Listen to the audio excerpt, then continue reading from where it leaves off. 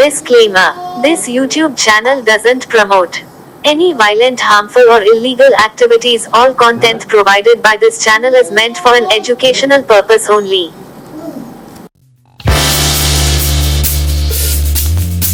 এই অংশটি নিবেদন করছে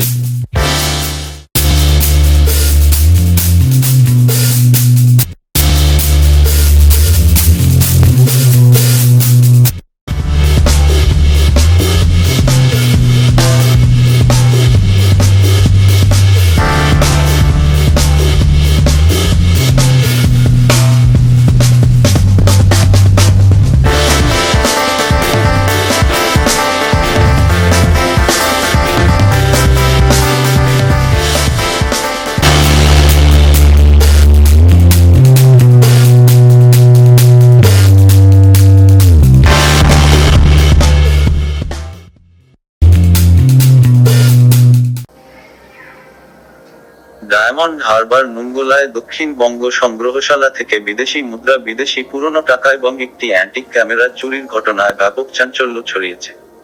খবর পাওয়ার পরই ঘটনা তদন্তে নেমেছে ডায়মন্ড হারবার থানার পুলিশ। তবে এই চুরির ঘটনায় কার্যত হতাশ জেলার বিভিন্ন প্রান্ত থেকে আসা দর্শনার্থী এবং শিক্ষার্থীরা।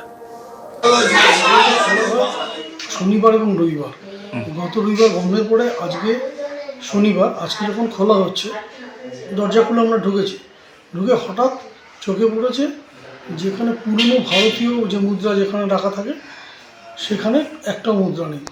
সঙ্গে সঙ্গে তো এটা নেই, পেছন দিকে যাওয়া হয়েছে, ভেতরের ঘরে গিয়ে দেখা গেল পিছনের একটা দরজা ভেঙে চোরেরা ঢুকেছে এবং আমরা যখন কী কী জিনিস চুরি গেছে তারপর খুঁজতে শুরু করলাম।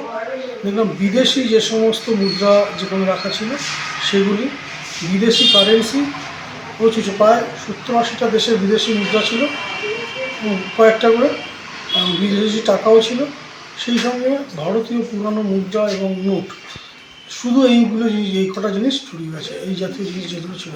আর সেই সাথে একটা পুরনো অ্যান্টিক ক্যামেরা, সেটাও চুরি গিয়েছে।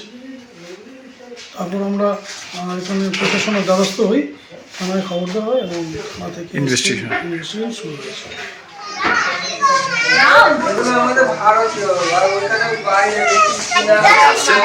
আমরা কুলপি থানার অন্তর্গত করঞ্জলি সার্কেলের সিনেঘাট এপি স্কুলের ছোট ছোট ছাত্রছাত্রীদের নিয়ে এখানে আমরা বেড়াতে এসেছি।